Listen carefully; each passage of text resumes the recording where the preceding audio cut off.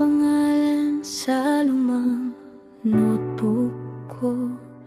Mga lihim na pangarap na ikaw lang ang puno.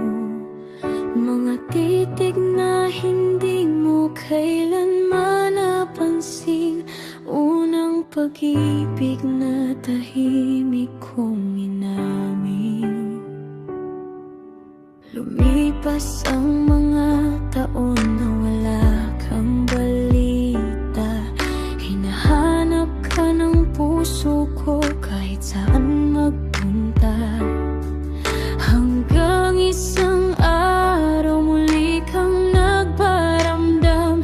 Parang bumalik lahat ng nakaraan. Akala ko tadhana na ang gumagalaw. Akala ko sa wakas ako naman ngayon. Pero bakit ganon? Sandali ka lang dumaan. Parang ulan na biglang nawala sa kalangitan. Binalik mo ang tibok na matagal ng tahimik.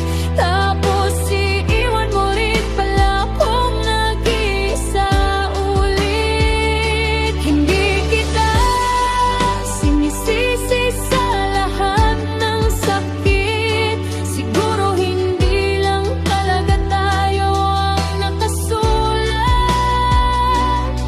Kaya kahit masakit, pipiliin kong umiti. Basta alam kong masaya ka kahit hindi sa tabi ko.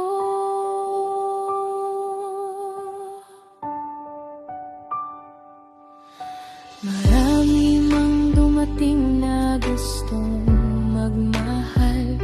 May bahagi ng puso ko na ikaw lang ang alam.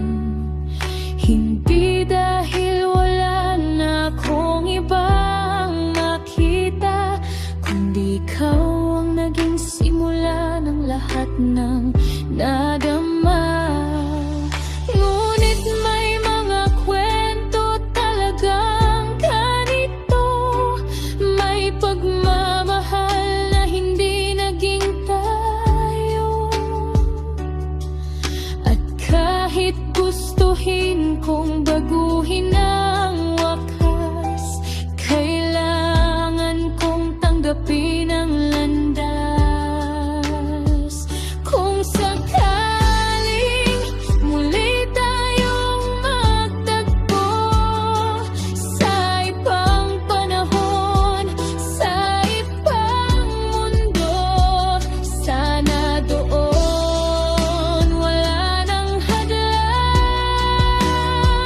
At ako naman ang pipiliin mong mahalin.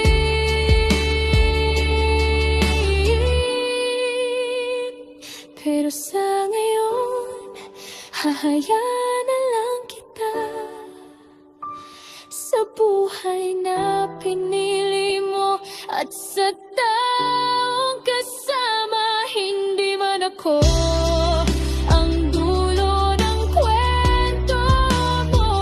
Masaya na kung minsan akong naging bahagi nito. Dahil may mga pag-ibig na hindi para angkinin, kundi para lang maramdaman. At